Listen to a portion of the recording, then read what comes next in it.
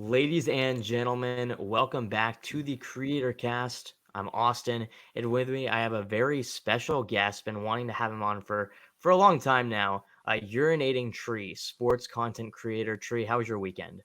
It's doing all right, man. Just trying to keep busy, taking care of the next vid, but otherwise, just trying to take it one day at a time. How have you been, brother? I've been okay. I just got back from Wisconsin. Nice. I'm a pretty big Packers fan, so I'd never been to Green Bay. Took a trip there this weekend. A lot of fun. You see Packers training camp? I did. I saw Packers training Nice. camp. They had an event in Lambeau Field where they were doing a practice there, so got to see that. Got an autographed Aaron Jones jersey, so I'm pretty Nice. pretty excited about it. But All right. with that being said, I just want to kick it off talking about the name. Like I never understood how we got to urinating tree. Can you Uh, enlighten me? oh, dude, I get this question a lot. It I'm is sure a you weird do. answer. I wish I had like a more ornate answer about like this great backstory about how like I was slaying demons and like I just found a tree and its sapling just like started falling on me and I called it urinating tree. No, it was me being an edgelord on Xbox Live when I was 15. That's pretty much all it That's is. I awesome. was I love playing that. Rainbow Six. I think it was Black Arrow at the time. And I was just like thinking, like, we had like, I was combining usernames with my brother at the time. So I'm thinking, okay, maybe I want to get my own user account because we're not sharing anything. And I'm thinking, you know, it'd be a funny name, Urinating Tree. And I don't know why, it just stuck. I So love that's that. what it That's was. awesome. Yeah. No, that's great. And you kind of lead into a question I was going to ask, and that's sort of your I don't know if they still exist, but your gaming days. Because I Yes. look like some of your first videos like 12 years ago, just like game reviews. And Yeah. I know there were some videos you've posted even not too long ago, just a few years ago, where you'll have like gameplay in the background. I saw one with like Yes. Mountain Blade, a game I'm a huge fan of. Mm-hmm. But are Yes. you an avid gamer currently? I used to be an avid gamer. Now I Okay. still play, but I mean, I still play every now and again. I Yeah. think the thing is, timing sometimes gets in the way. I did more gaming during the pandemic than I had done in a very long time. So there What'd was you just like play? a Metal Gear Solid 5, managed to finally play that. A lot of Mountain Blade Good game. Bannerlord that came out. I'm trying to think. Dungeon Warfare 2, a lot of indie games, independent games. I dabbled in like, NBA 2K and FIFA, but otherwise it was just like, it's Yeah, okay. sure. But for the most part, it's like some RTS, Rome Total War, Shogun Total War. I bought the remastered edition of Command and Conquer, so I got to replay Red Alert again. Okay. But Very yeah, I cool. was connection to the childhood. That's sick. Yeah, I was like, whenever I'm interviewing these creators, I always like to see like where they start, and it's cool to see, some of the early videos, and for you, some of those were gaming reviews. So just Mm-hmm. going back to how you started, was that legitimately just like I want to, talk about this game, and I'm just gonna rant about it, or like how did you start? It was a little bit of that. It was partially creative release. Plus, I also wanted to go into college for broadcasting. So it was Okay, a little bit of that, like just flex the skills a little bit. There's like great. a bunch of older stuff that's still out there on like a previous account. Not a big fan of them. They didn't age well, but I will Sure, say, I mean, it's just one of those things where it's just like, you don't expect much out of it. You actually get shocked where it's like, whoa, people actually like this stuff? Okay. sure, yeah, But at the same time, I mean, yeah, you don't expect to be super famous. There were, there's the off chance. It's like, okay, maybe you do, but otherwise, it's just more or less just to get the creative release going. Just get something out there. I mean, you're yeah. going to release a lot of crap, unfortunately. And I mean, if you think about it, most of the stuff I did previously, it's like, did it really do well? I don't know. I don't think so. But at the same time, but I mean, you kind of miss those days sometimes. It's more Sure. innocent, I feel like. Right. You made videos for a bit, and then your first like sports related or NFL related video, I think it was about the Jaguars. It was like 6 years after you ever posted your first Yes. video. What got you transitioning to sports? Was it just again a creative release, or was it like I want to try this and see if I could, do this? It was creative release. I was going through a rough situation at work at the time. So Hmm. like I felt like I was stagnant. I was, getting passed up for a few promotions. I was in service industry. So like I had given up on like the dream of being in like radio or TV. Oh, sorry, my phone's going off. No, you're But I fine. will say that I had just come into it accidentally. Like, it was just me rambling for 3 minutes about the 2016 election. I found like a Yeah, really old Radio Shack mic. You hear like the vibrations in the background. I had like a copy of Windows Movie Maker that was still on there. I expected it to be a one-off because it's like, whatever, yeah, nobody cares. And then afterwards, it felt weird because I'm like, you know what? I like that. It felt good just to like get back into the game. So I just was dabbling in a bunch of random things that came here and there. It wasn't anything crazy. I didn't expect to get sure. like anything big. It was just like the idea of just like putting something out there, getting away from real life and just like escaping. Yeah, And what happened at the time was like Jacksonville was one of the first ones, but the first one was actually the Cleveland Browns video. I remember because they were about to go 0-16 in 2016, but they had right. lost to the Chargers lost to them. But what my thinking was, there was a video at the time, it's still up there, really good one, called Only in Cleveland, the history of the Browns before the merger, but it only went up to the beginning of the Jimmy Haslam era. So what I wanted to do, and I'm thinking since I had, just started dabbling in it, might as well just experiment, make a video about the Cleveland Browns. So I wanted to try and combine that video and the current era. So you had like a couple years to really seep it together. So that was the goal. And I mean, it is rough in a lot of aspects because it was the first time I was really trying a bunch of different techniques and cuts. But once again, I expected that to be a one-off. I expected maybe like a couple hundred views on it, and now I think it has like over 1 million, which is crazy to believe. Yeah. Was So, that oh, go ahead. well, I was just gonna ask, was that one of those points where you were like, "This might not just be a release, this could be something I do," and you continue to make, similar content and, you can continue with what you were saying? I honestly expected that just to be a one-off, but the video you were mentioning, Jacksonville, was like the first time I really started to kind of dabble in sports because they had just bottomed out at this time. Gus Bradley had been fired. Blake Bortles looked like he couldn't throw a football. The team had just like cratered. And Mhm. this was the year before Saxonville. So they were just a mess. And I'm just sitting there thinking, man, this team's a mess. And then back in my mind, I'm thinking, why not just make a video about it? So it was just like 3 minutes of me rambling about Jacksonville, and that's how it kept going. But to me, the moment that I really thought that, okay, this could be something, it was an experiment called The Haters Guide to the NFL Playoffs. Like, I had the idea like a couple months beforehand, like for the NHL season. So like I didn't really have like the passion for video making, so I didn't really go further with it. But I had the idea in my head for like maybe a year or so, just on the off chance that okay, maybe something happens, I get like a spark to like create or write again.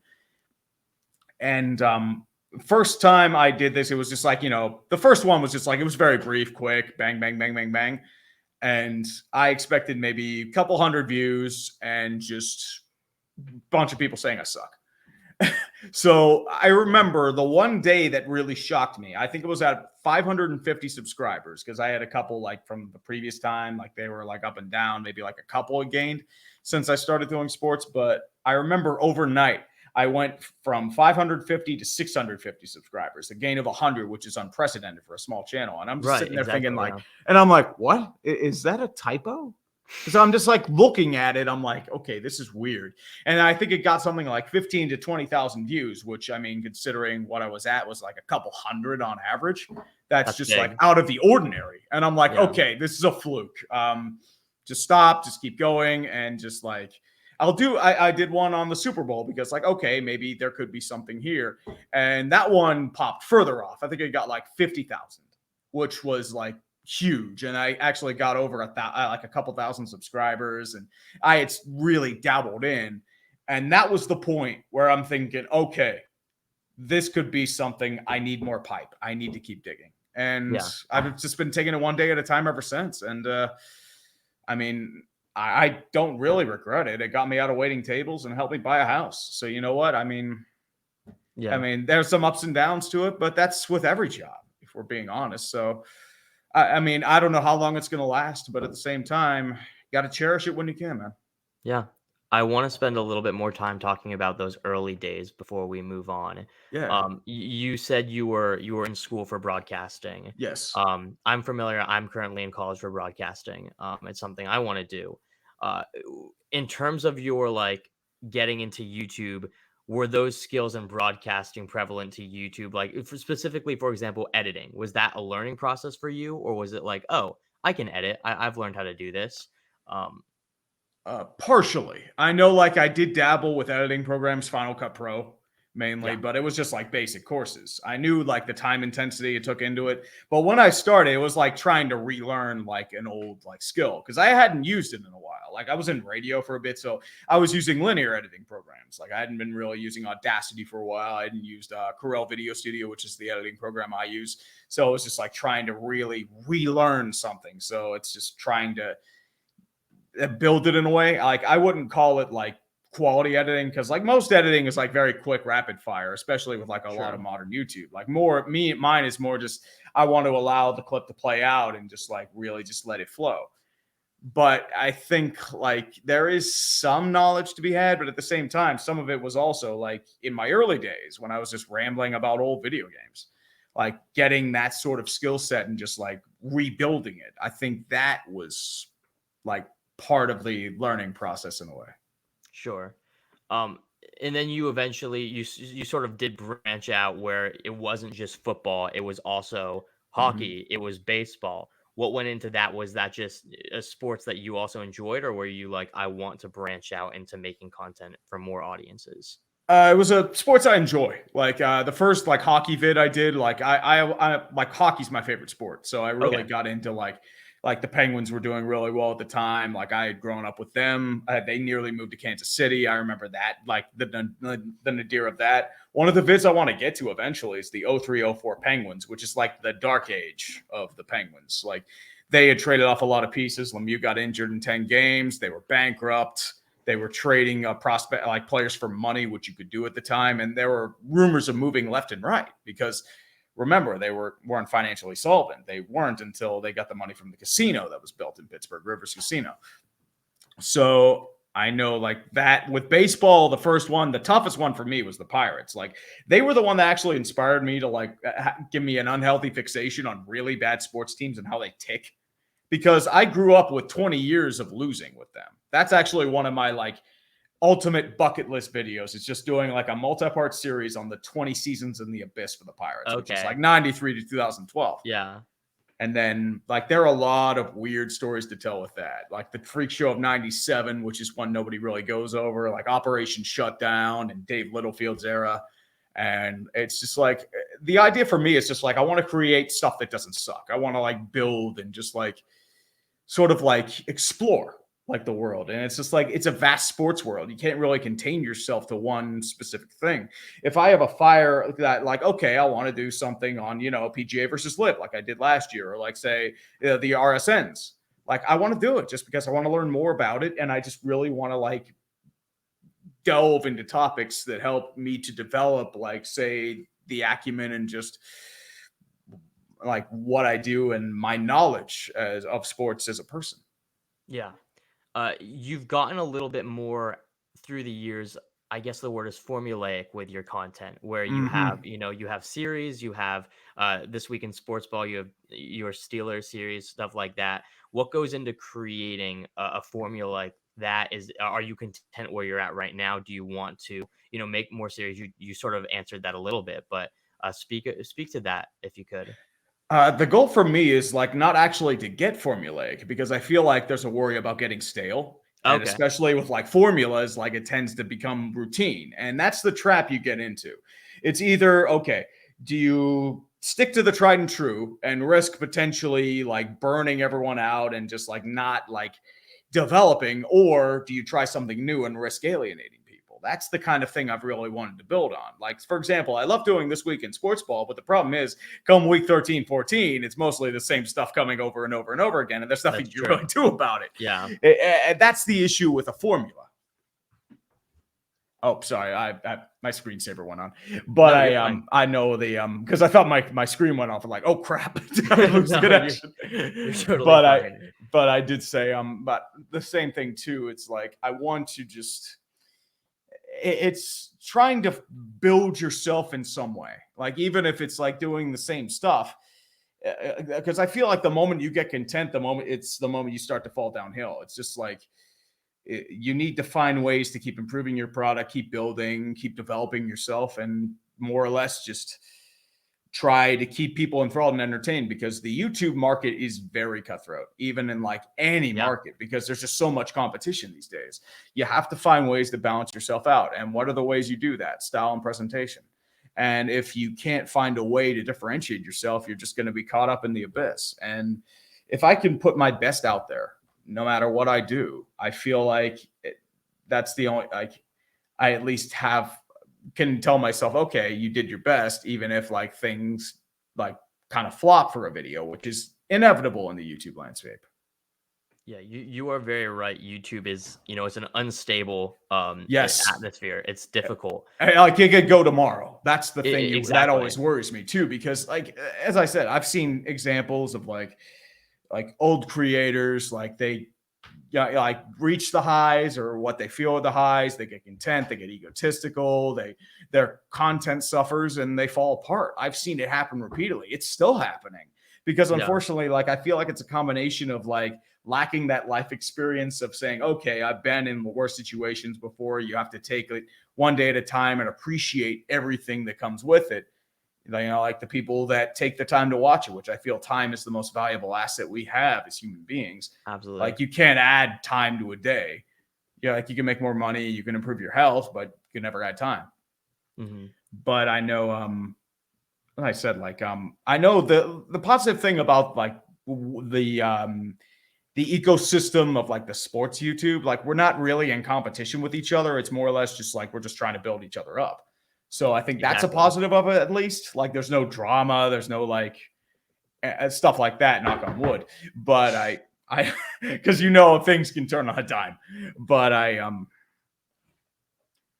know too that you just have to find a ways to keep pushing forward.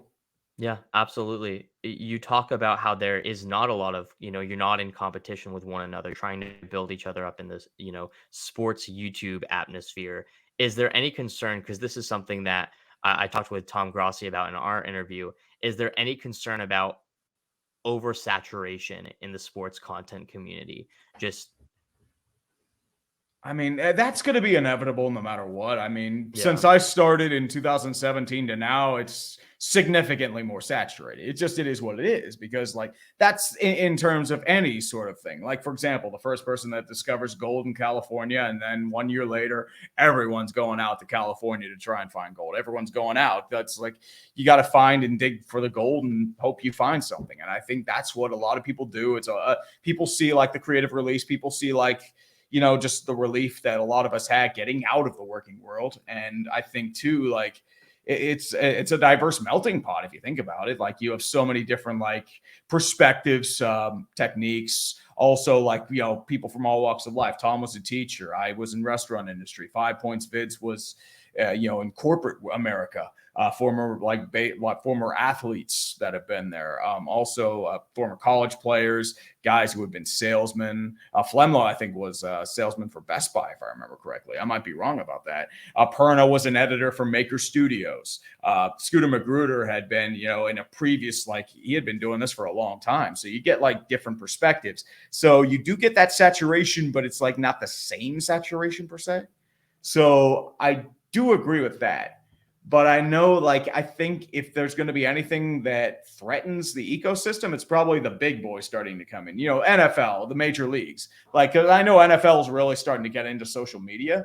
My real worry is, okay, like maybe that's been on the back of my mind. Like, okay, they don't like my stuff. I'm being too negative. They're going to throw a cease and desist on me. That's always been on the back of my mind. And yeah. that's just, once again, it's just, this thing can end overnight just because that's just the nature of the beast, especially with YouTube. So it does worry me in some ways, but at the same time, all you can do is just tend to your garden. That's the only thing you Right. can do, because the moment you start worrying about external factors, numbers, subscribers, you lose your mind. And I've been guilty of this too. Sometimes I notice the numbers aren't as good as I think they could be. Maybe I realize something's wrong, and then your mind starts racing, and it's not good for anyone, unfortunately. Yeah. And you bring up sort of NFL content creators against the big titans of industry like ESPN, like NFL. And obviously, this is getting way into the hypothetical. This could be a long ways away. do you ever see more of a union between those sides? For example, ESPN bringing in, Pat McAfee, realizing, they need to evolve, so to speak, by getting more, interconnected with the smaller creators. The fear there is with a lot of, the big titans, you suddenly have a lot of restraints, PR, and just shackles that could handicap someone. That's my fear about McAfee, is that he built his brand on being an outsider and being like a sort of like rebel to the modern mainstream like thinking. And I get why Pat McAfee did this, because he wanted to, step back a little bit from day-to-day operations, just focus on hosting his show, taking care of his boys. He doesn't have to pay like their salaries, their insurance, or anything like that. Like upkeep, rent, ESPN's paying for that. So while he is technically taking a pay cut, he's probably making more money at the end of the day. But the thing too is with like those Titans, I don't know if there's going to be a real union per se, because I feel like they'd want to bring in their own guys, or for example, they'd want like people who could guarantee them a new audience. And the problem is with like our audiences and ESPN's, there's a lot of bleed and like there's a lot of like interconnection. So I don't know if that's the audience we're really looking for, or they're looking for. Because if you notice like NFL, ESPN, like all the big titans, they're not going after, the hardcore fan, like people who already watch. They're going after, the TikTok crowd, Gen Z, people who only watch the Super Bowl, because they are the audience that they're trying to break into and introduce the sport to and make lifelong fans out of. And it makes perfect sense because you're trying to expand that audience. And I know with YouTube per se, I know that's the whole goal of the game, like introducing yourself to a new audience. And I mean, that's my thing with ESPN. I don't know if it's going to be like, say, a joining of hands. It might get some clash just because of the different objectives we have as both like a company and a person. Yeah. That's a good point. I see a lot of what you're saying there. Going back to just you personally and your channel. In the coming weeks, we have the NFL season that's starting to Yes. kick off. I'm very excited for it. I'm sure you're looking forward to. I'm actually a big Kenny Pickett fan. Not gonna Oh lie. yeah. Hey dude, I grew up with him at Pitt, so trust me, I Yeah, love that guy. I'm a big believer in Pickett. I don't love the Steelers personally, but I think he might be the guy. But I want to talk about that later. With that being said, um, for right now, are you in your like full steam ahead NFL content pumping out section, or are you like, is that a few weeks away yet? I'd say that's a few weeks away right now. I'm working on the MLB trade deadline sports ball right now. Then I have NHL free agency. I had been waiting on a few things, the Carlson trade for the Penguins, mainly, especially. So I'll probably move forward with that next week. And then after that will probably be football content. Haters Guide to the AFC, Haters Guide to the NFC, and then just focusing on my planning for sports ball. Because once again, I just got to figure out, okay, like maybe I want like another mass guest collab week, or maybe I want to like change up a few overlays, graphics. So I'll probably have to brainstorm with that for a little bit as Yeah, well. So sure. that's going to be the plan, I would say. Okay. Okay. Well, I sort of showed a little bit of my hand. I want to talk about the Steelers. Yeah, do what you got You're to do. you're a Steelers fan. Mm-hmm. Let's just start off super broad. What are your expectations coming into the season? Well, I know the thing with the Steelers, their hopes lie on Kenny Pickett and his development as a Right. player. He showed like strides and improvement last year. I know like he was a lot more poised in the pocket. I'd say like his biggest issue right now is he's really skittish in the pocket. He tends to evade very quickly. It could be a weak offensive line. I think the offensive line has gotten stronger if you are healthy defensively. I think the floor, it is a Mike Tomlin team, so 8-9 wins. I mean, let's be real. It's a Yeah. blessing and a Right. curse at the same time. Yeah. But I think if every single thing goes right, Kenny Pickett develops, team stays healthy, your defense is as rock solid as you pay them to be, I think there's a chance you could win the division. Right. Yeah. Everybody's been telling me, like, in my community, like, Kenny Pickett, he's not going to develop. I It's know going to be that's a rough. lot of people saying It's that. a And I'm lot of like, I'm people. like, he's gonna prove you wrong and you're gonna eat Yeah. shit. And I'm gonna laugh at you for it.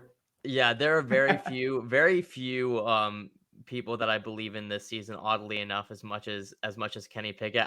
As a Packers fan, I want to believe in Jordan Love as much as I believe in Kenny Pickett, but I think Pickett's gonna develop nicely. Um with that being said, uh my concern about the Steelers isn't so much the development of your quarterback, but more so the competition just in that whole conference. Because the Yes. AFC is ridiculous. I feel It's like very top heavy. every team has a super team. It's, minus like, the Titans, minus a few teams. But Yeah. with that being said, how do you feel about your division as a whole? Like if you could give the rankings right now of how you expect it to play out, where would you put everyone? I would probably say Cincinnati will probably win the division, barring any like long-term nagging injury of Joe Burrow's With calf. Burrow, right? Yes, Yeah. because they still have to extend him. Plus, I know, like you're looking at, as I said, the injury, like it wasn't as severe as everyone's expecting it to be. But I mean, he could be out for a week or two. That could be a time to pounce. I mean, that could be the difference between division or not. Especially like with a lot of the pieces they lost on defense, both starting safeties are gone because once again they got to pay Joe Burrow. That's why they took on the stadium sponsorship because it's going to cost them like over 250, 260 million dollars just because look at the extensions Hurts and Herbert got. Like that's Burrow's going to up that, and then it's going to reset the market again, and you're going to get that vicious cycle. I plus two, I would say Baltimore potentially second. I mean, Lamar Jackson did get paid like 180 to 200 million guaranteed. I mean, that was a little ugly. I thought it was going to get that he might be shipped off. But at the same time, I No. mean, they kept him happy. It depends Yeah. how the new offensive scheme is going to work. Greg Roman is gone. They're probably going to go to a more traditional outfit instead of, the heavy run like focus that they had under Greg Roman. I know like they did bring in some weapons, a wide receiver, Odell Beckham. I don't think he's going to be that good because once again, he's coming off a major injury. It's more just based on past reputation, for being fully honest. I still think like Mark Andrews is going to play a big role in that offense. They still have a really strong defense. Steelers and Ravens will probably play like 12 to 10 like duels to the death, as they always do, because this is how we play each other. And like we'll fight to the death and we'll tip our hats to each other while we have like a bunch of amputated limbs. That's just how Steelers Ravens rivalry works. And then I would say probably Steelers third because Okay. I mean I think mostly because like their safest upside right now is like 8-9 wins, and I think Right. that would be good enough to get you third. And then I think either interchangeably it could be still like 7-8-9 wins Cleveland, because it depends how Deshaun Watson shakes off that rust. He looked really rough last year. I mean, more He rusty did. He than did. than any of us thought he'd be. And I know this is the year where he's going to be getting $60 million in cap for the next 4 years, and you can't cut him. And the big question is, how do you keep Nick Chubb? Because Exactly. he's going to be due for a big pay raise as well. And I think he's got 1 year left on his deal. Plus, I mean, Deshaun Watson like restructured his contract so you could get pieces around him, because once that hits 60 million, you aren't going to get much around him. It is what it is. So if Deshaun Watson flops, they're in deep shit. It's But at going the to be same tough. Yeah. time, it's a huge year for Cleveland, and we've been saying that for the last like 6-7 years. But it is a huge year for Cleveland. It is. Do you expect Deshaun Watson to be able to shake off that rust, or are you in the boat of it's just going to be rough? I hope so. I like Deshaun Watson as a player. Obviously, with the stuff off the field, like it's a little harder to root for him to shake off the rust. I think Yeah. he'll be better than he was last year. I mean, he better be better than he was Yeah, last that's year, or not a else high it's going to bar. be. Yeah, I mean, as I said last year, it was like he could not throw accurately. He lost the ability to read at game speed. But you notice when he was in Houston, he was a special player. And that's why He was. Cleveland threw a fully guaranteed contract at him, just because that's what Deshaun Watson can do. So I think there's a chance he could. Could he go back to what he was in Houston? Maybe. I'm not sure. It's a little more forgiving for quarterbacks than, say, a running back. But I think like it could be done. And I think that's what Cleveland kind of needs, if we're being fully honest. Well, let's talk about running backs for a bit, because you released a video not too long ago Yes. about running backs, and why running backs aren't being paid right now Mm-hmm. amidst what was a Saquon Barkley issue, a Josh Jacobs current issue. And that was a great video. I agreed with a lot of the points, and I'll probably just link the video here. But can we talk about just the running back scene right now and the situation that the league is in, especially going forward with guys like Nick Chubb, who are eventually going to need to be paid? Yeah. I think the real issue with running backs is their main responsibilities being poached by a bunch of different factors. Running back by committee has been a big thing because running backs are easily able to get injured. The age of the bell cow is pretty much dead. The only ones Yeah. that have really are considered bell cows, like the sole like power running backs, Derrick Henry, who's pretty much a beast. How long is he going to last? That's the question, though, because he has a lot of mileage on him. And remember, he had requested a trade, but nobody's going to trade much for him because, he's late 20s, which is pretty much a death sentence for a running back, unfortunately, unless your name's AP. But APs don't really grow on trees. No. Josh Jacobs, who had a big year last year, but once again, this is the first year he's really shown it. Saquon, but he had been injured for like 3 of the 5 years, so he wasn't able to really be what he was. And I'm trying to think, it was Jonathan Taylor maybe, but he might not play this year. Yeah. So, right. Plus, you have to consider the mobile quarterback, the dual threat quarterback. So, there the bunch of guys now getting 50 to 100 rushes. That's being taken away from running backs. Wide receivers are turning into running backs now. Kadarius Toney, Deebo Samuel, Cordero Patterson, an original wide receiver by trade. So, I feel like it's they're diversifying the offense and making it more fluid. So, I know when people say, "Oh, just get rid of the running back position," I think they kind of are. Just because like the traditional running back is no longer what it was. They are the only position that has gone down in salary in an age where the salary cap is shooting up. Mm-hmm.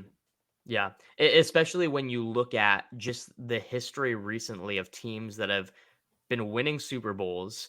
Mm-hmm. You look at the Chiefs, for example. They are not a running team. They do not, they have, No. they've got some guys, but they're not a run first team. They don't have a bell cow running back.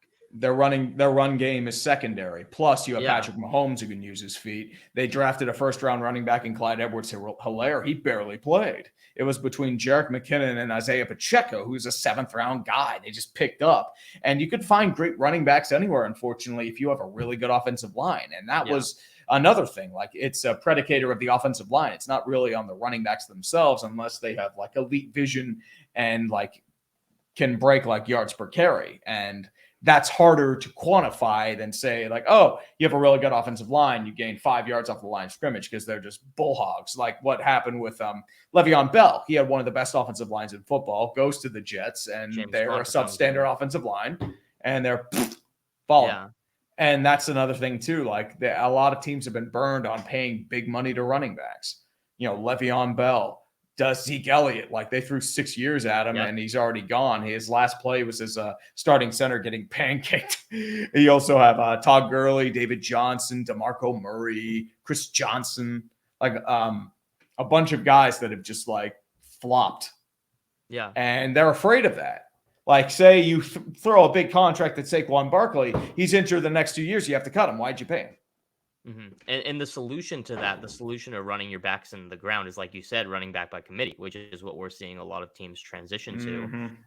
What are in your opinion, the long-term effects of this, I guess, evolution? Is it just going to be, the running back position is no longer as prestigious of a position? Is it that these running backs are sort of just going to buckle and Josh Jacobs is going to just be forced to settle, or is he going to sit out? Like, what does the league look like 3-5 years from now based on what's going on right now? I'm not sure because you can't really gauge 3 to 5 years from now because remember, 3 to 5 years from now is actually a more pass heavy league. It's like you've really emphasized the mobile quarterback that has really come into its own, mostly because Lamar Jackson reintroduced it. Everyone got scared off because of an RG3 injury. Say like one of those big mobile quarterbacks like has a devastating injury, can't play for the rest of his career. It's going to scare people off from the mobile quarterback. You'll go back to potentially running backs or wide receivers carrying the rock most of the time. So there are multiple avenues you can take. You could also say, for example, maybe they try to force like issues with tackling. Say, for example, like they penalize more illegal hits. So it's more that it's a friendlier game to the running back. It could help them out there. There's also like it could be just a heavy pass heavy game. Like, I mean, as it's really been trending, especially with rules that favor the passing game over the defense, especially with pass interference. So it more or less depends on where the NFL takes it. And I feel like the NFL wants to go where the most entertainment value is. And unfortunately, the entertainment value is in the passing game. Yeah. Like the running game has an honor to it, but it's not sexy. Like when you think like big highlights, you don't think like a trench war and then a 3-yard gain. Unfortunately, that's not just how it is. Yeah.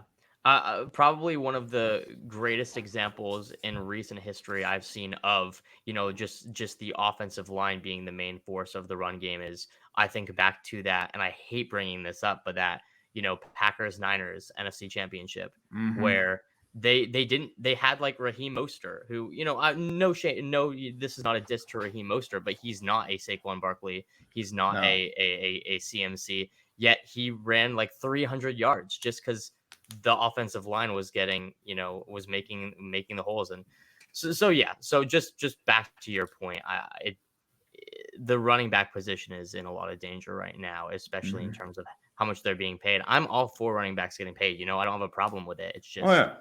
It's just once again, it's just they find it not as financially efficient to pay running backs. That's why the fullback went the way of the dodo. Because remember, yeah, like 20 years ago, you had Mike Allstott, Larry Centers, Lorenzo Neal, Max Strong, like guys that were like big pieces of the offense. The I formation has kind of gone like apart. The fullback is kind of coming back. The only one that's really like a big fullback is like Kyle Juszczyk, Alec Ingold, maybe. And then I'm trying to think of anyone else who's like a big time fullback. I right. don't know if I can. Yeah. With that being said, in preparation for this interview, there was a story like literally an hour ago that just like came up all over my social media. I don't know if you've seen it yet, but Colin Cowherd, he released, yeah, Yes, yeah, I know. uh, The players that can win a Super Bowl and can't win a Super Bowl, and one is Dwayne Haskins. Yeah, I mean that does make sense. I mean he's 6 feet under right now. He can't win a Super Bowl. yeah. And they already had the graphic ready too, so they already knew it. That's probably more the fault of the program director or somebody there too. I don't know if Coward was the one that like has like a lot of say in what he does and maybe he wrote it, but at the same time, it's like you think the graphics guy would be like, wait a minute, this guy's dead. Let's get rid of him. Yeah, I don't know. Also like you could. It seemed pretty clear to me at least, and I never want. I'm not a Cowherd fan. Yeah. Don't really love Neither am to. I. I don't love to rush to his defense, but however, the graphic itself was a little bit clunky. I mean, there was a typo on the main heading. It was like QBs that can win a Super Bowl, and Cowherd even corrected it. He's like, "That's wrong. It's supposed to be can't," or I don't know. Yeah, I think But it's probably like a it's parried like intern or somebody that rushed through it and didn't do a check. maybe It could just have did been like a that. Google search QBs drafted, and then just like Yeah, like they copy just like pasted. they probably went on Pro Football Reference, looked at a bunch of quarterbacks. Do you win a Super Bowl? No, let's throw you in there. They didn't realize. Oh wait, Dwayne Haskins is dead. Right. With that being said, that was sort of what everyone rushed to was Dwayne Haskins being on there. I also Yep. noticed though, there's a lot of quarterbacks on that list, and I'm not that like I don't think it's fair that we're categorizing them in that list just yet. I mean, Kenny Pickett was on there. Yeah, Um, Kenny Pickett's like a rookie. yeah, I mean Kenny Pickett was on there. Jordan Love was on there. I mean, Daniel Jones was on there, and people can have their opinions on Daniel Jones. Yeah, But there were I'm looking up right now. Like Blake Bortles retired. He's yeah, not going to not win of able course, to win the yeah, Super Bowl. Paxton Lynch is out of the league. He's not going to play. He got benched in the XFL. He's not coming back. EJ Manuel's like been a free agent for 5 years. Johnny Manziel's been retired for 5 years. Josh Rosen, it like was a maybe weird as a graphic. third Yeah. string quarterback, like there are a bunch of issues with this list. It's not just Dwayne Haskins, and these are just guys that were drafted, but for the most part, like some of these guys are retired or they're not going to play in the NFL again. Yeah. You almost wonder if we're at a point right now where it's just these commentators are so just ready for football. They're kind of just trying to get reactions at this point. They're trying I to think just that's most of them too. I know Stephen yeah, A. Smith is a master at that. right. Like, yeah, as I said, if you're not getting eyeballs on you, you're not doing your job. Sure. And just in this world, while we talk about it, I don't know if you heard that Richard Sherman is going to be joining Undisputed. Did Yes. you have any thoughts on that? I don't really watch Undisputed. I think it's just going to Okay. be a bunch of like loud yelling. I know like they're It trying to usually get is. Shannon Sharp on Stephen A. Smith. I know there was apparently a lot of clash between Shannon and Skip. Yeah. So, I mean, Richard Sherman will probably come cheaper than Shannon Sharp. That's probably why it is too. I know Richard Sherman like was on Thursday Night Football last year, but I think he's more or less just doing it for the opportunity. Yeah. It is in a way kind of a dumpster fire over there, just between people getting laid off, between all the drama. It's kind of a Yeah. rough situation. Well, ESPN and Fox Sports 1, they're dealing with the issue of the internet really coming into its own, and they've been unable to adapt. I know ESPN's trying to think, okay, let's bring in people that will bring in eyeballs. For example, that's why they brought in Pat McAfee and then laid off a bunch of different people, including longtime veterans of ESPN. Susie Colbert, I think, got laid off too. Neil, I forget his name, but like one of the original Sports Center anchors for like 20 plus years, he got laid off. The writer of The Last Dance, he got laid off. So Yeah. it's just the nature of the beast, especially in media. Like a bunch of people will get laid off and they blame Pat McAfee. McAfee's not at fault. It's just he was the one that just benefited because ESPN wants to get ratings, and the ratings come from the talking head shows because they're the cheapest to make. Yeah. No, you bring up a good point. I think it makes it I'm sure seeing that, if anything, makes you fortunate to be, or feel fortunate to be in the content community in this side, because I think that something I've loved, even just as a fan of all of you guys, Tom, you, seeing you guys in an environment where it is very positive, very uplifting, very encouraging, very supportive, as opposed to the bigger market where it's just a lot of competition.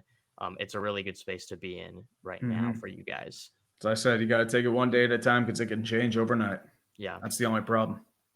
So a lot of people now, probably a lot of people who will be watching this, a lot of my viewers, the ones I have, watch me for my fantasy football content. Before I get into this, do you play much fantasy football? Are I used you to play a lot when I was younger. I just don't have the time anymore because I notice when okay? I do sports ball, I'm just like loaded in that and just I can doing the imagine. video grind. I just haven't been able to keep up with it. I've had to stop.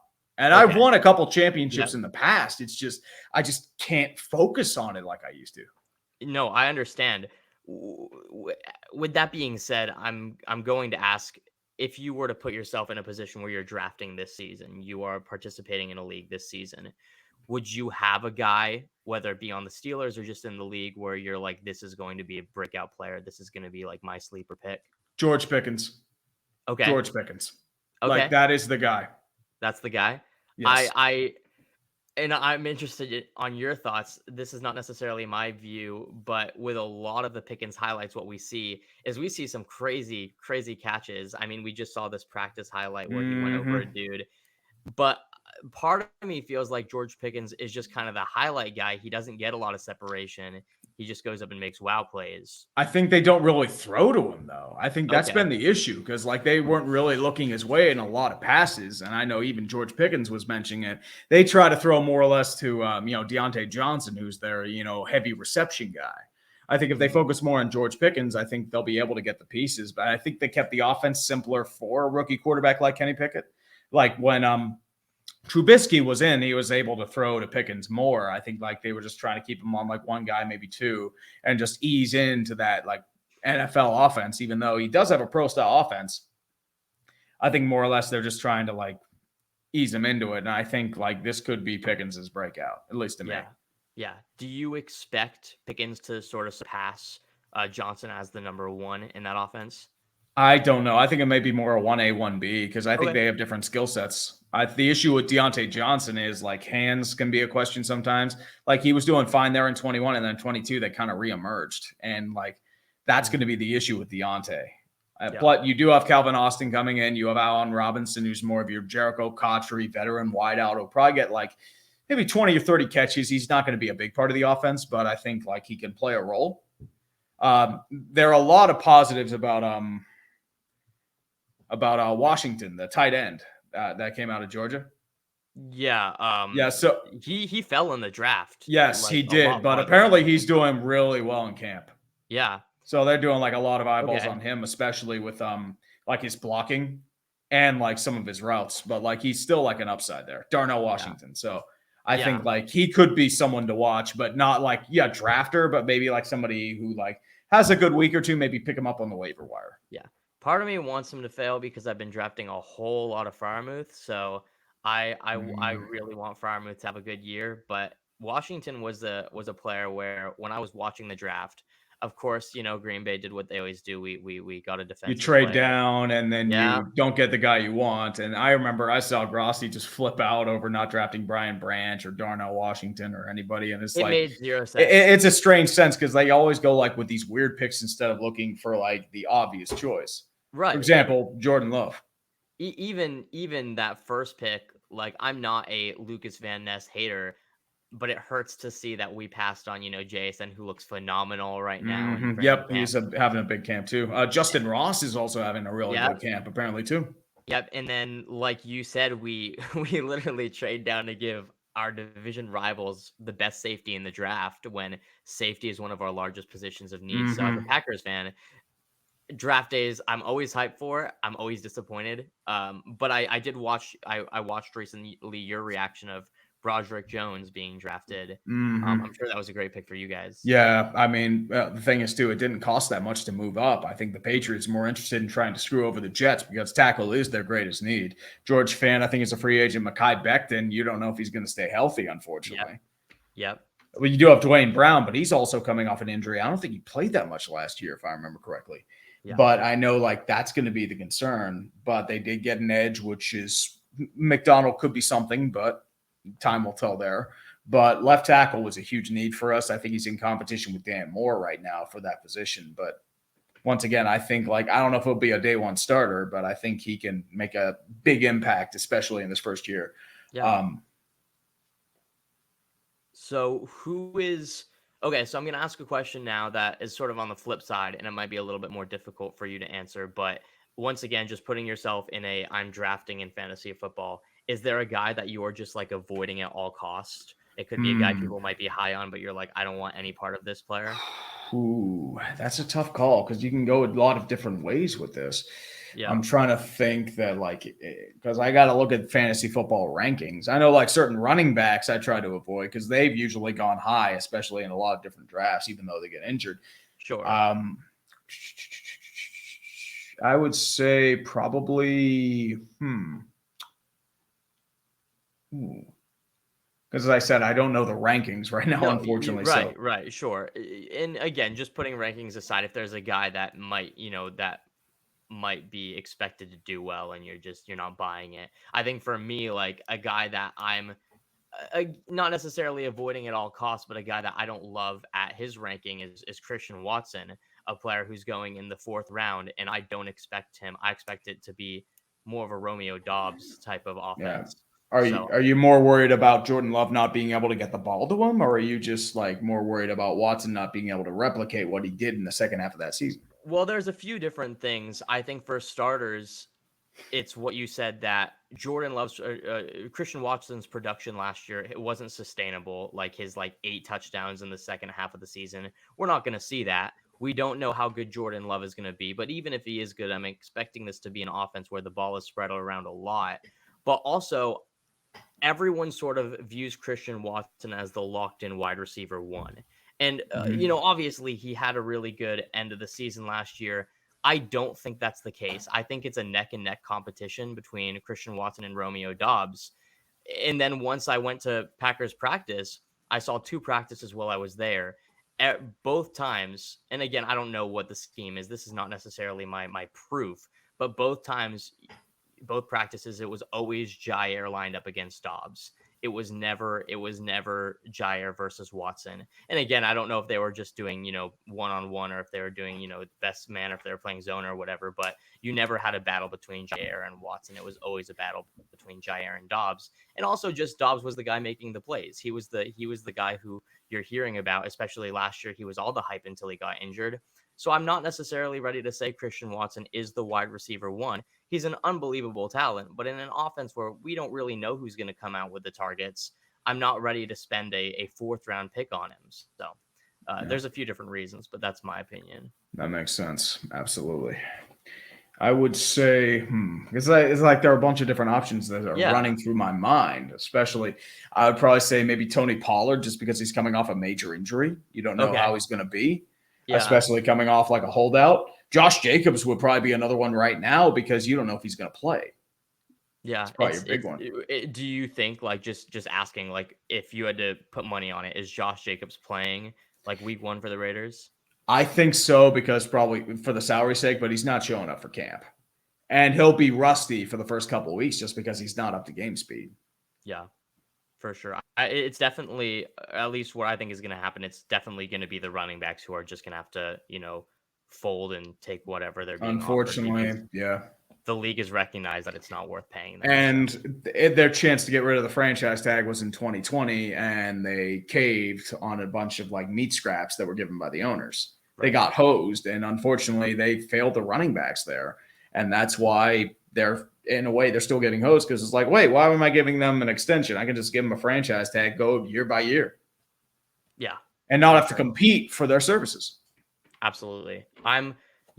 Josh Jacobs is a guy that I've drafted a little bit because I think he is going to play. I think he's going to come out rusty. Another one for me would probably be Kadarius Toney, just because he's coming off another injury too. Yeah, he's coming off another injury. I always like the wide receiver one in the Chiefs offense is always going to be Travis Kelce until he's gone. Yeah, and not just that, they like to spread the ball around. Yeah, exactly. But with that being said, I appreciate you taking your time. I do have one question for you before we wrap up. Absolutely, man. But yeah, I do. Thank you so much for being on today. It's been a lot of fun talking with you. My question to wrap it up is, for those listening that really want to get involved in NFL content creation and they don't know where to start, what do they do? What's your recommendation? Honestly, just start writing, just start creating ideas, and just start formulating what you can do. I feel like at the same time, experimentation has always been the benefactor, or just the creation of, it could be something special. Like, for example, some of my best stuff was experimentation. Haters Guy was an experiment. Sports Ball was an experiment.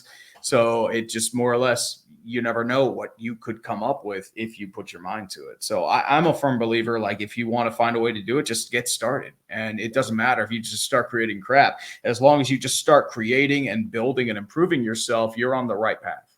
Yeah. Okay, well, before I go, I have one final request. Definitely. Please go easy on my Packers during Sports Ball. No guarantees. If they're struggling, I don't know. It's gonna be a rough year. Just try to find the good. But I'm looking forward to watching your stuff. I know you're gonna kill it this season, like you always do. But thank you so much for coming on the show. So thank you for having me, brother. All right, everybody. This has been Austin with Urinating Tree on the Creator Cast. Thank you so much for tuning in, and we will see you next week. Take care, guys.